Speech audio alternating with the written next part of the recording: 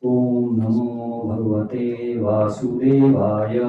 Om Namo Bhagavate Vasudevaya. Om Namo Bhagavate Vasudevaya. Om Namo Bhagavate Vasudevaya.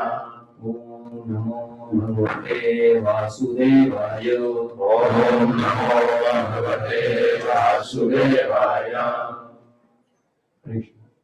Thank you very much for giving this opportunity and sparing your precious time and allowing me to serve the Guru and Gauranga's mission. Today we'll be focusing on mercy. It's a easily set topic, but difficult to implement. Basically, walking the talk is a bit difficult. So the picture which you see, those of you who are not aware, is of Srila Prabhupada, because of whom today I am sitting, or we all are here today, the founder Acharya of ISKCON. And he taught us that Krishna, Krishna's service and loving service of Krishna are three greatest riches of life. We can have different opinion, but finally we'll come to this conclusion if we are talking about life in memorial times. When Parikshit Maharaj was about to leave his body because he was cursed by a Brahmin son, so that time Shukdev Goswami told him like the water of Ganges, description and activities of Krishna can purify the entire universe. The speaker, the inquirer, and the audience all become purified. So whatever time we are all spending together, it is well spent in Krishna's service, because Krishna is seen as the service. So we are talking today about mercy and compassion. Now, no hard feelings. Actually, this trigger point for this particular topic came from a small girl who was learning about Krishna consciousness, and she is actually very intelligent. But after the entire sessions got over, and when she is coming to Krishna consciousness, coming from an Indian family, Hindu family, knowing about Sanatana Dharma, and then asking this was a triggering point. Because after discussing everything, she just said one thing, but my Papa says that if you don't eat animals, then there will be too many animals on the earth, and there will be a problem. So that was the trigger point. So that's my inspiring point for this topic today. So Shukdev Goswami mentions in Srimad Bhagavatam that as the age is progressing, religious principle, truthfulness, cleanliness, forgiveness, mercifulness, duration of life, bodily strength and memory, these things will gradually decrease to nil or almost nil. If we are looking at a scale of 100. If it was in the beginning of Satyug, it was 100%. Towards the end of Kaliyug, it will be reduced to almost nil. And Kali, the age we are in, it's known as the present age of horror and hypocrisy. And you don't have to take any word for it. You can just see the life and examples. If one country does, they are already upright. But if you question them, you'll find that they are doing the same thing which they are criticizing others of. So there's a saying like, if you point one finger at others, three fingers are pointing at yourself. So we're living that age. And all these predictions which we are talking are basically predicted 5,000 years back, more than 5,000 years back. In this picture, we see there's a man. In fact, my small child asks, why is this person threatening the other person with a sword? So this is depiction of Parishit Maharaj, who is about to punish Kali or the person who is representing the Kali or this age itself. Because this Kali is bringing all the vices which we see happening out here. And in this picture, you see there's a bull whose legs are hurt. So this picture is indicative of that. So when Maharaj Parikshit, the same person whom Shukdev Goswami was explaining about this entire what is the purpose of life, he was going and then he suddenly found that there was one bull and one cow and both are injured and they're hurt. And we are talking about those times where even if a Brahman's son died before age, as per Vedic literature, Vedic culture, son cannot die before father. But if it dies, that means the king is not doing things as he's supposed to do. So same way Maharaj Parikshit was coming from that times. So he realized that there is a person who's dressed like a royalty, but he's actually a very low caste person. So there is some problem. So immediately he started attacking him. Basically, in our context, we can say that Kali's age way of mismanagement call. Like if anything is going right, it should not go right. That's what Kali is all about. So if you see there are lots of troubles happening out here, this is the typical characteristic of this age. So people who are low class people, like some people will talk about Varnashram, like Brahmana, Kshatri, and then Vaishya and Shudra. Why it is like that? So of course there are two schools of thought on that. Some people say that okay, Brahmin comes only from person born in Brahmin's family, but Narad Muni and our parampara says that it's not where I'm born, but how I'm actually executing. That decides what actually I am. But we find that today, nowadays, mostly the low class people who should be actually doing the menial labor work, they are the ones who are actually the ruling class. And that's why they don't have intelligence and they have their own crooked behavior, plus influence of Kali. So they are managing all mismanaging things. And these are people who are putting all of us to despair and basically they are gradually taking the entire age to hell. So the minute Parikshit Maharaj saw, Parikshit Maharaj is not an ordinary person because he's the first person even before he was born who had vision of Krishna himself when Ashwatthama was attacking Uttara to finish off the last of the clan of Pandavas. That time Uttara asked for help and immediately Krishna protected him from Brahmastra. Now Brahmastra is in present context would be like some nuclear bomb, but it was intelligent nuclear bomb, not the one like if I explode in this class and everybody dies. It's not like that. It was so specific that it was meant only to kill the embryo which was in Uttara's womb, which is Parikshit Maharaj. So Krishna personally protected him. So he's that person. And Parikshit Maharaj was always searching for that vision which he had, who had protected him when he was still not born. So he's such a qualified person coming from such a great dynasty. So he immediately started fighting Kali. So when Kali understood that I'm dealing with a person who has mercy of Krishna, so he started begging for forgiveness. So of course, Parikshit Maharaj kindly guided him that you go where all the regulative principles are not followed, so you can stay there. And of course, gold is the fifth place. So this time, and thus he took care of Kali and then try to help this bull. basically Dharma, and Earth, whose mother cow, and reestablished the legs of bull. Now, what he saw that this bull, all three legs were gone, and only fourth leg, this leg actually represented truthfulness. So all other legs were gone, so he could again reestablish because Kali was not there anymore. He was guided. If there is a trouble, then you will be staying in those places where these are things happening. So austerity, cleanliness, mercy, and truthfulness. These are the four rights, and this is where actually he protected. And our four regulatory principles are based on this only. So when I'm talking about something like mercy, so basically it's related to our basic principle of no meat eating. So this is the theme for today. So these are the four qualities of human life. Basically, whatever we do, animals do the same, but they do it better than us because we need all education and all comforts of life and everything just to survive. Animals can do better than that. So what is the thing that makes us different is basically we have that higher principles, we have perfect our lives within this lifetime. And these are the four guiding principles which will help us. If you find a person who's having all these four qualities, that does not become that person is a devotee. But the thing is that he's faithfully or rather favorably inclined to become receive mercy of Krishna. After that, all he needs is guidance towards Krishna.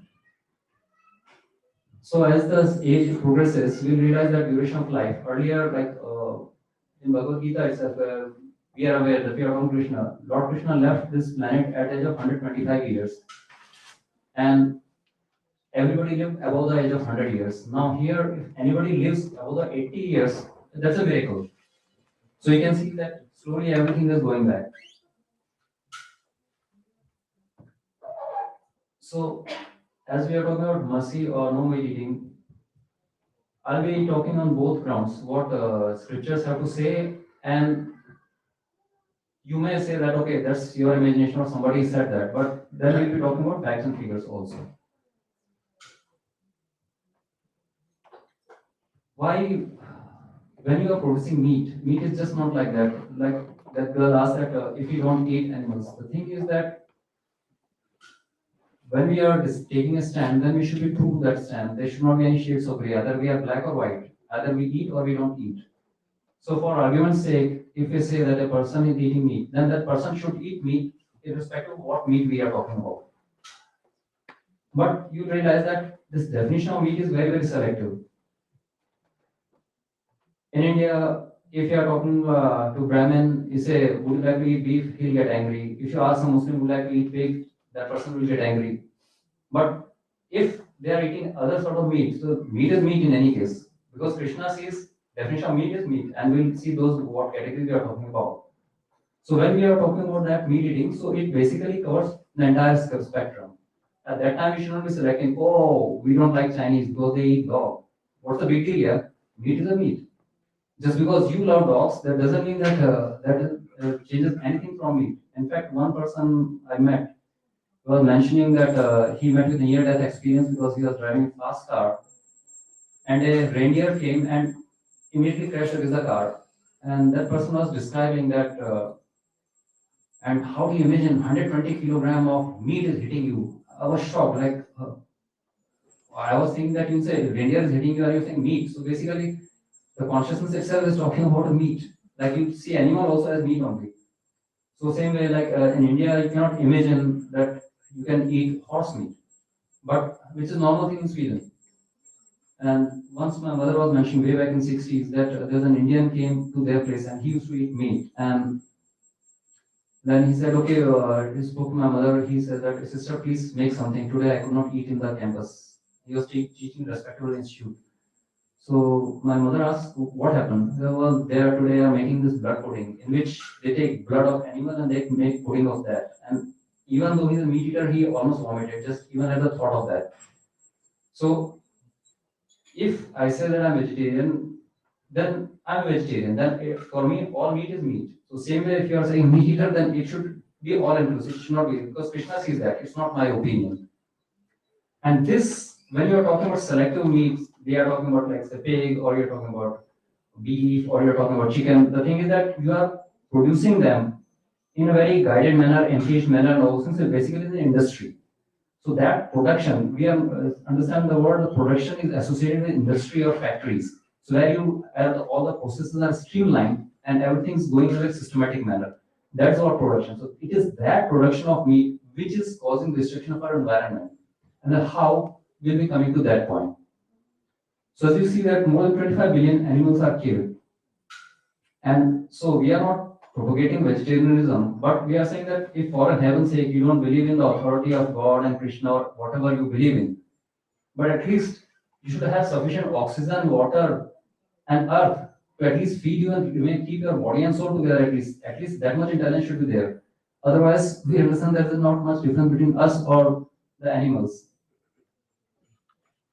So in Bhagavad Gita, it's mentioned Prakrite Kriyamanani Gune Karmani Sarvaha Ankar Vimohatma Kartaham Iti Manyate. So we are like bewildered souls. We don't believe what Krishna says, but we think that, oh, I'm doing this. If you ask somebody, okay, oh, this is a beautiful furniture, who has made this? The person will say, I have made it. They will not say that, okay, God gave me ideas, so based on the God's mercy, this thing could be produced. Will not say that. I did it. If something goes wrong, he did it. Or something for, like I was reading one sarcastic comment, it's how come it's very surprising that we keep expectations on human beings, but we always blame the God. So most of foolish people, they think that basically I'm the doer, so there's no problems. I can do anything, whatever I like. But the thing is, for every action, there's equal and opposite reaction. So whatever we are doing, we are incurring the reaction for that.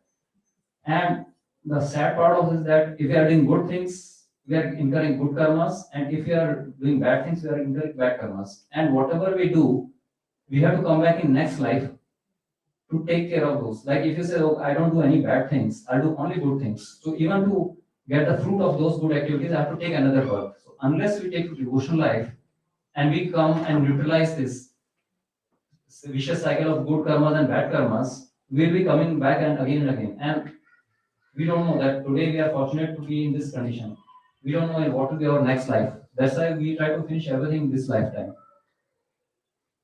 So we think that we are independent, but fact of things that we are actually under the total laws of nature.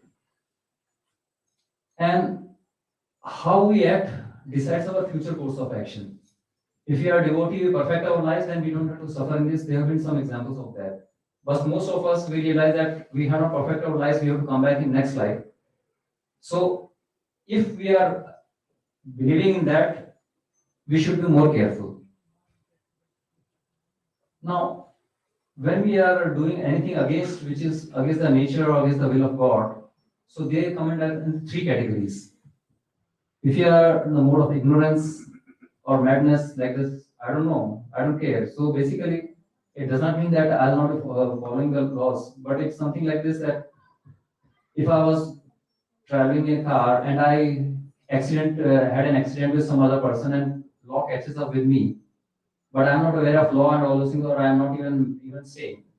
So I'll not be punished that severely, but maybe my license will be revoked or something will be happening, and maybe I'll be given less punishment.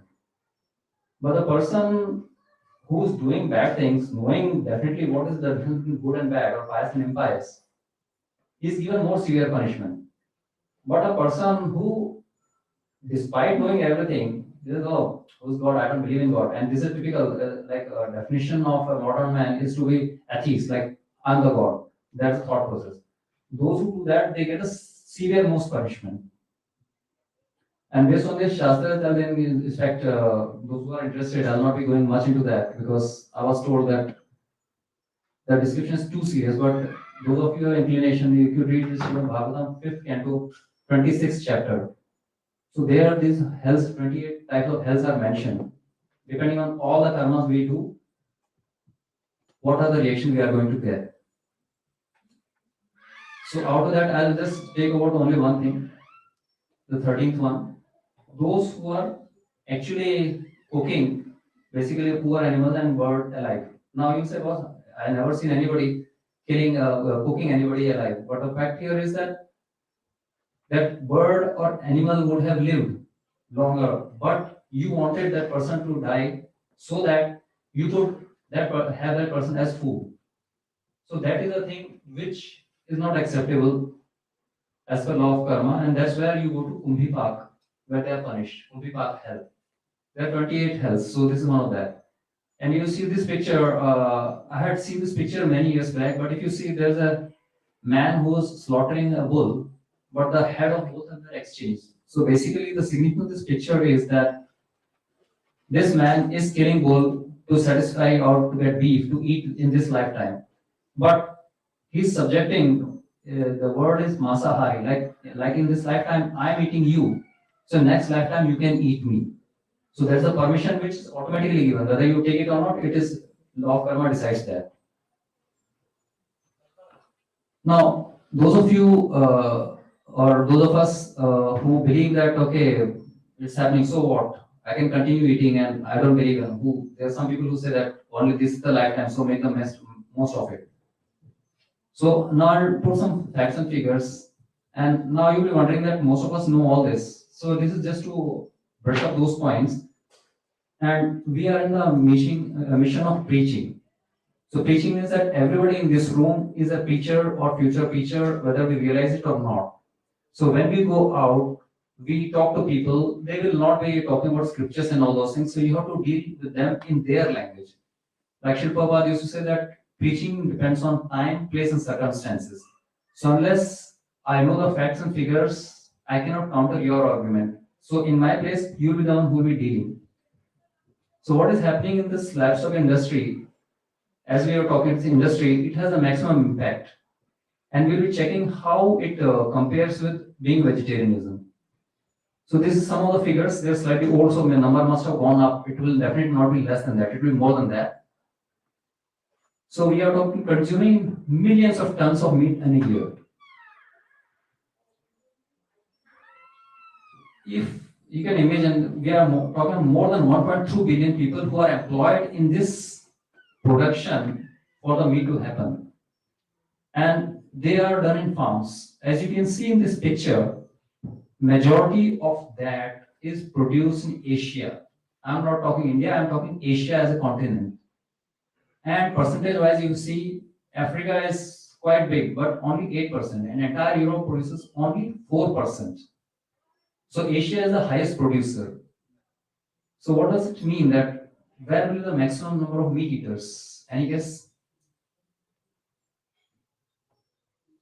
Because we produce as per our requirements, isn't it? That's how we are learning from Satyug.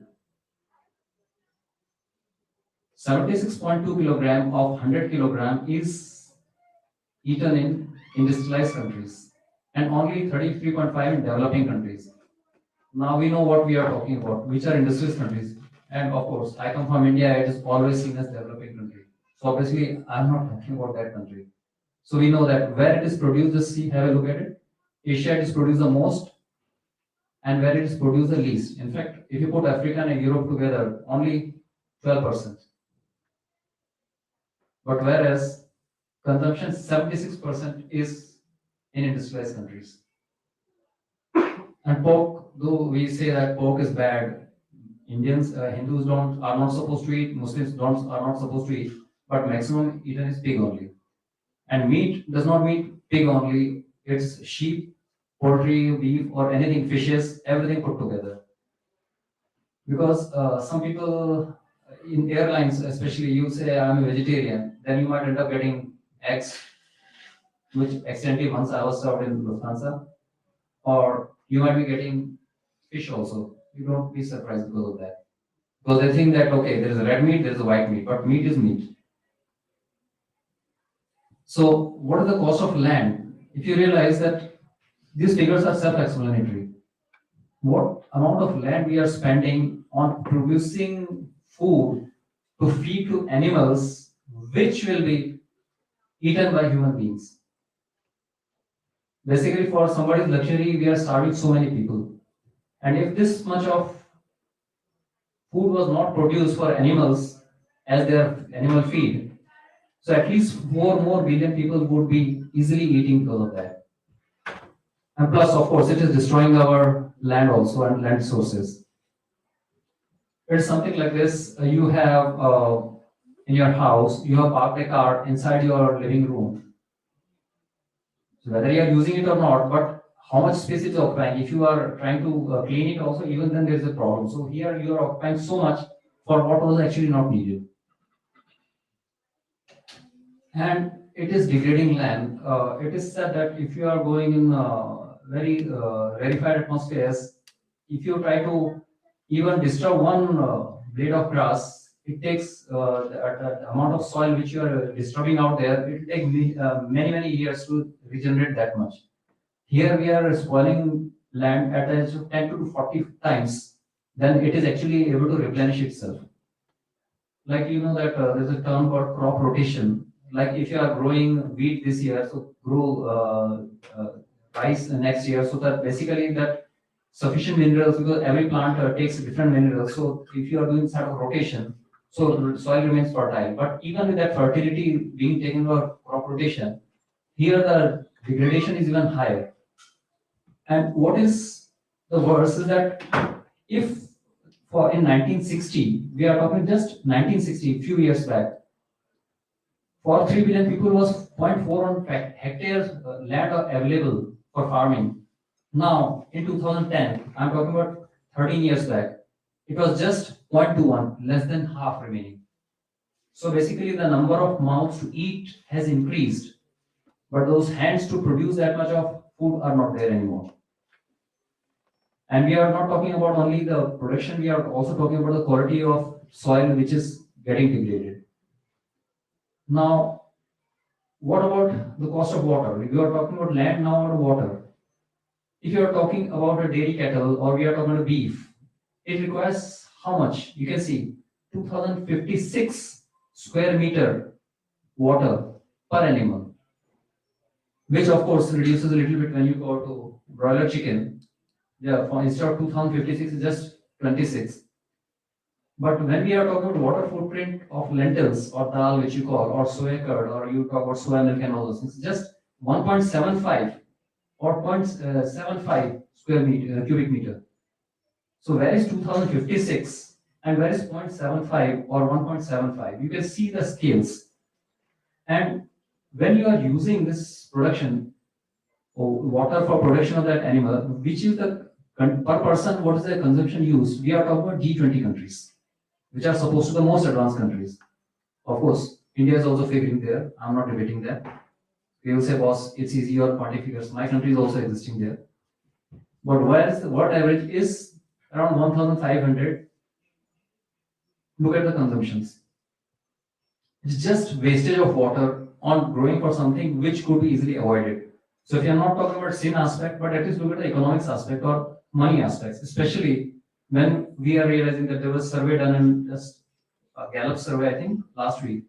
40% of people in Finland, Finnish population, thinks that they will not be comfortable in spending money. This is this year's latest figure. What about carbon dioxide? Okay, you can still think, okay, I'm rich, I can afford land, I can afford mineral water. In fact, in Bombay, they say that in India, you cannot have bathtubs in your houses because it wastes too much water. And we have an actor called Akshay Kumar who has bathtub in which he uses mineral water to take bath so that his skin remains healthy. So we are talking those are extreme. But okay, land you can take care of, water you can take care of. But what about air? So this industry itself is releasing more than 18%, almost 1/5 of pollution level on the air. What about that? Air you cannot buy. You cannot live on oxygen cylinder alone. Somewhere down the line you will breathe normal air. In Finland we don't see because it is one of the cleanest airs. But if every other country is going to suffer, sooner or later Finland will also catch up with that pollution.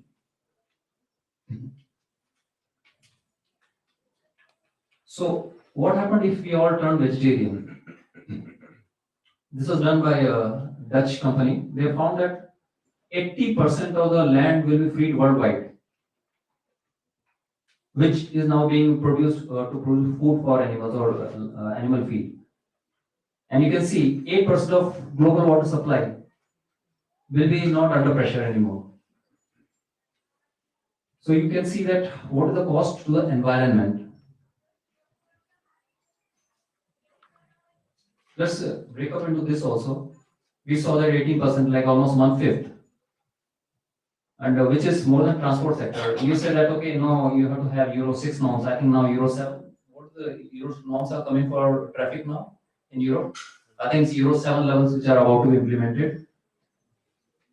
Even with your pollution, cars and all those things, worldwide, it's contributing only 13%. But this greenhouse emissions are more than that. And what's the worst thing is that if you might have followed this war very closely before that, the war going on, economic war between America and China, and they were having this issue with the soya. China said, since you're putting so much bans, we'll not take soya from you. And suddenly, farmers in America start suffering. Now, you'll say, what if Chinese need soya, so they will go out there? No, but it is more economical, so it is grown in America, and then from America it goes to China, and from Australia it goes to China, because then they are producing and that meat goes. So, the cost of transport, the animal is being transferred from one continent to another continent. How much it costs? You cannot even take more than 33 kilograms if you are going from here to India in any flight. If you go anywhere extra, then you have to pay more. And here we are talking about animals which are maybe 10 kilos, 20 kilos, or 60 kilos. And especially one of the things is about this livestock or this people who are animals which are produced in the industry. They are purposely made fat. They are made heavier so that they can maximize the money or returns out of that. So imagine how much fuel you are consuming just traveling from one source where the feed is coming to where they will be slaughtered for the meat. And the distances that are covered, that's putting there, and then the feed which is there, it has, of course, if you are making fat animals, you want heavy animals, then you have to give them that type of food also. So your soil has to give you like excessive produce. So that means you are putting lots of pesticide and chemical fertilizers so that your soils, their crops are not getting destroyed. And global components are used to produce feed. You see that cereals, 60% of cereals are being used to feed in animals. So one of the worst situations we are facing here itself. You are feeding something, let's say you are eating Nelian Villian Hutale or Cora Hutale. You can easily have it with soya milk, or you can even eat it like that. But you are feeding it to animals so that you can eat that animal. What calories are you getting? Plus, just to protect, save the crop from damage of soil, water in air, you are putting lots of nitrogen. And 23% of fresh water which is available. This is the cost of environment, which should be better used. Now, what about our health? They are causing illnesses. You'll find that maximum probability. Earlier, how many people you heard were suffering high cholesterol levels? Now, this is a term I would not even hear about me when I was growing up. Cancer, okay, this person died of cancer or Kark. It was like very rarity. Cardiac disease, we never heard. But now, even students of which are 12 standard in India, or like maybe if teenagers, they are also getting heart attacks, cardiac diseases. Diabetes, some people are born with diabetes, some people acquire diabetes. Like this is a qualification, it seems now. It's very rare to come across people who are not having these problems. And most of the time, if you go to the root cause, maybe something comes from genetics and heredity. I'm not debating that. But most of the time, it is coming from me. And if you are producing majority of your amount to just to feed to livestock, what are the returns? Because in finance, you will hear a term called ROI, or return on investment. If you put something, you are expecting at least 10 times out of it. But here, you are getting only 1/7 of what you are putting across. And that part which is gone, 6/7 of the other part, it's not meant for him, left for human consumption in the first place. And what is worse is that these animals, if they are put in a production level, so they have to be in regularly huge amounts of antibiotics and all those things so that they remain fit for consumption. And where does antibiotics go? I had this typical habit when I came to Finland. Okay, this medicine got over. Okay, it's expired, so I'll just throw it in my flush and just flush it off. My wife said, "What are you doing? You're polluting the water." Okay, so she stops me. But if I was a meat eater and if that antibiotic has gone through my stool to that same water, what is happening to that? Nobody is looking at that aspect. You may have clean waters and all those things, but I've heard in UK the water which you have in tap water coming in your homes to drink, that is recycled 7 times, including sewage water and all things. That is recycled 7 times. Like same water goes back, and so there's so much of shortage of water. And if you can remove some bacteria and all those things, how do you remove the antibiotics? So basically, they are the antibiotics which, whether you are meat eater or not, they are still coming through water and all those things. They're entering your system. And if your body is already resistant, you realize that the diseases which are increasing, like there was a typical saying during childhood days I heard that if you are having common cold or what you call influenza swamexi, that okay, if you take medicine, it will get over within 3 days, and if you don't take medicine, it will get over within 3 days. So that was a joke. But now I had this medical condition. It started like common cold, but it took me 3 weeks just to recover from that. So where is 3 days into 3 weeks? And I'm supposed to be a vegetarian as per ISKCON standard. So you can imagine that it is affecting all of us. And what about animals? We are talking only about from selfish point of view. What about animals? We are treating animals basically like okay, there are some commodities. Okay, like there was a video which was made by a person who went in hiding in disguise and he took a picture how animals are treated right from production stage, like when they enter the factory of McDonald's and finally when you get hamburgers coming out. So he took that picture and put it on public display. It can connect videos, and immediately small children they started refusing to eat because they realized that how much they are harming the animals. Then of course McDonald's took an objection to that, and that video was erased. But there was one challenging thought which I heard that if you actually put all these meat producing factories in transparent glass doors, like anybody who's passing by can see that, you'll realize that many people will give up meat eating just like that. Even the meat which I was told this last week, that the meat which looks red or beautiful in the advertisements and all those things which you see in the shops and all those things, that is also colored. That's also not a natural color because you see that if a human being dies, the body starts becoming grayish, which is the color of the animals also.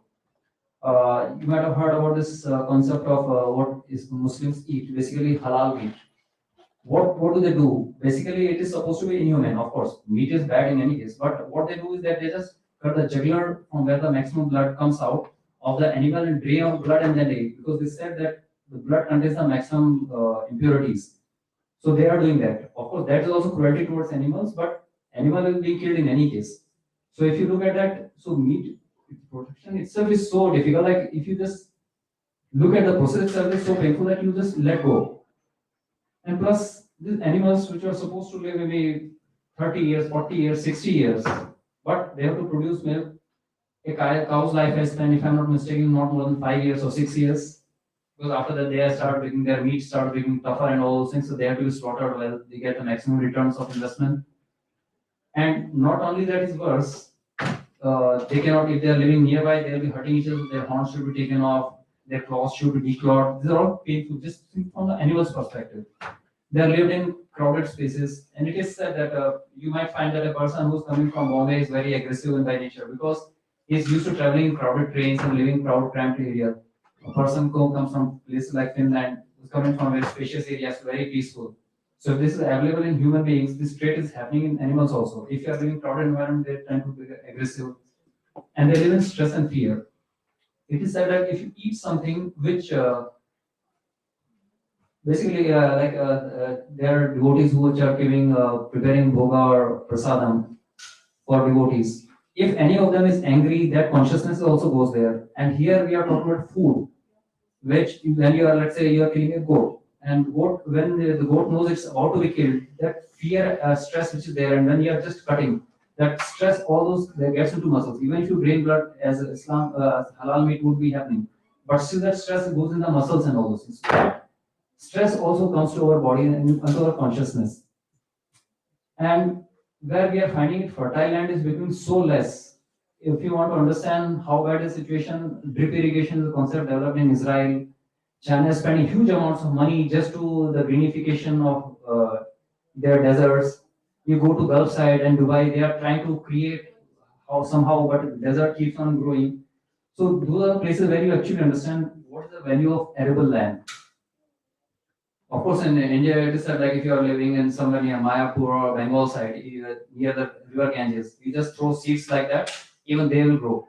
But in other places, you have to put lots of soil. In fact, when I came here and we wanted to put some plants, flower plants in the pot, I was told that in India, you know that okay, you'll be using cow dung with some treating, and you just put it as the manure. But here you get chicken feed. That sorry, what do you call chicken stool. I would feel yuck about that, but that's what is available out here. So you can imagine that the land is so much difficult to have where you can put. So either it's a industrialization skilling or this meat production skilling there. And what about the social costs? We are finding food crisis. Population is every day growing. It's not going down. In fact, I think now India has become has the dubious honor of being number one ahead of even China. So population is only growing up. In Europe, you may not feel because there is population is aging and growth rate is going down and all those things. But overall, the population has gone up. But the food and resources have gone down. Fuel prices, everything is just going up. And people, here you find people, yeah. Once I had heard about this concept in Kashmir, which is a place in India, that how rich are you depends if you have a festival like one we had one wedding in the temple yesterday. So if you had that wedding in Kashmir, they will be looking next day. The neighbors will be checking. Okay, there's a heap mountain of meat and waste out there. Oh, they are so rich. So we are talking about that type of environment. Well, that situation not much changed over the years. Here we see that many people are getting obese. In fact, whether you talk about America, you talk about Europe, you talk about India as the global phenomenon, people are getting obese. But those who are eating excess, at the same time, there are people who are dying of starvation. I was reading, there was a news, I did not bother further, but Anant Ambani, Dhirubhai Ambani's grandson, or Mukesh Ambani's younger son, he has lost 103 pounds within 1.5 years or so by he's exercising 5 hours a day. Why you have to eat so much that you have to exercise just to get down at that level? So and he has lots of money, but within same Bombay, there are many people who are dying of starvation. So that is another thing. If you are talking about social aspects, so there is sufficient land, water, and air in the world for everybody's needs, but we have to be more balanced because for people of greed, we are facing so many problems. So now coming to this, so sit we are talking Finland. So what has Finland done in this line? We are in ISKCON, but I'm talking about Finland aspects. Of course, they are talking about environmental concerns, which I was talking earlier. So what sort of initiative Finland has taken? So these are some of those initiatives. Like at least army or defense should take at least 2 days vegetarian meals. You try focus more on plant-based meals. There are meat options like food which are made from soya and all those things. That is supposed because I understand that if you like to eat meat, and if I say take vegetarian food, you may not like it. So I disguise it so it looks like non-vegetarian, then I make you eat. Then suddenly you're like, wow, it is tasty. So slowly I'm just trying to, so consciously they are trying to do. And there's so much of investments going on. And if there are some vegetable meals and all those things that are leftovers, just don't throw it away, try to resell it. This type of things they are doing. And in restaurants also they are trying to encourage that. So these are some of the initiatives which has happened in Finland itself. So you say, boss, great. You're talking about what is happening at world level, what's happening at Finland level, and all those things. But fact of thing is, what are we doing ourselves? Because all this world exists because I exist. Following that logic, what because Krishna, who is the creator, who is the giver of all those things, he just says Patram Pulam Pashpam Toyam. If you can't give me anything else, at least just give some leaf. You can't even get flower, because flower may be also costly, or little water, or whatever you can give. I'll accept it if you are giving with loving and devotion. So in that scenario, if Krishna is satisfied with such a small thing, the least we can do is that at least we teach our own families to have that tendency of mercy and compassion. Because please understand one thing, very frequently we hear, okay, in this school, this student came and he had a gun, a bag full of guns. He came to school and started shooting. Teacher was killed, students were killed, some were injured, and then this person shot himself and all those things. We say, wow, strange thing. Okay, maybe it's happening in some other continent, some other country. But if you look at it, in certain degrees, it is happening everywhere. If it's not happening earlier, now it will be happening because, as they say, that the water of pond starts drying up. The fishes have less water and they start crumbling for resources and they start fighting for resources. So this does happen. So if we are talking about psychopaths or sociopaths, like those who are there, or the serial killers, those who are caught, we hear only about that. There are many which are hidden. If you look at it very carefully, you realize they were the people who could have, if they had received mercy and compassion from their own parents, they were guided by their own parents. No, you cannot make this animal suffer and all those things. So they would have been better in life. At least they still have better chances. Like if you as a parent are teaching a child to do fishing, and if you don't sensitize that person, the child, okay, we are doing fishing, I want to show you this and all those things. But if you say this worm does not suffer, or this fish, when this is going to go into the gull and all those things, and then hurting the mouth and all those things, not suffer, that's not right. I understand we have our own limitations, but if you must eat, but at least sensitize, because we are product of our education. But what education we are giving to our children? And what is mercy? Mercy is something you get which you actually don't deserve. It's on the compassion or the greatness of the other person. Like Krishna gives us mercy. Well, we are not qualified, but He Krishna gives us mercy. So that is the type of mercy we are talking about. Like if you see a child, if you find that somebody is behaving very roughly with you, so chances are that person does not have mercy himself. And if you don't want that vicious cycle to continue, so at least what we could do is that tell our own children, okay, this mosquito is just coming. Okay, try to trap it in a glass, maybe put some paper over it, and then just go and put it outside. And if possible, try to chant Hare Krishna Mahamantra, because whether you know or not, his soul will be hearing. So that if you small, giving this small details to the child starts developing the quality of mercy and compassion. I understand it is difficult, like the starting point I mentioned was about child saying that my father says, if you don't eat animals, how will they eat? I understand that father could have said that, okay, I am addicted to that, it's my weakness. But if you must eat because I am forcing you to eat, but at least you must know that it is not the right thing to do. Don't give at least the wrong logic, because then we come to the third stage where this is we are committing sins, but at the same time we are being atheist. Though we say that we are going to temple, but we remain atheist at heart because we don't have that compassion. At least try to inculcate in our future generations so that they are aware that they have to take care of others. Because if they are not developing that, chances are that mercilessness will come back to us only at some point in time. Because the sword which we used to kill others can come back to us also. Or they're saying like those who live by the sword die by the sword. So most of the present say crisis, you see the root is lack of compassion. So I ended this. If there's any question or any comment, It's please already, feel free. Thank you. Prabhu, it's already 24 to. Thank you. Great.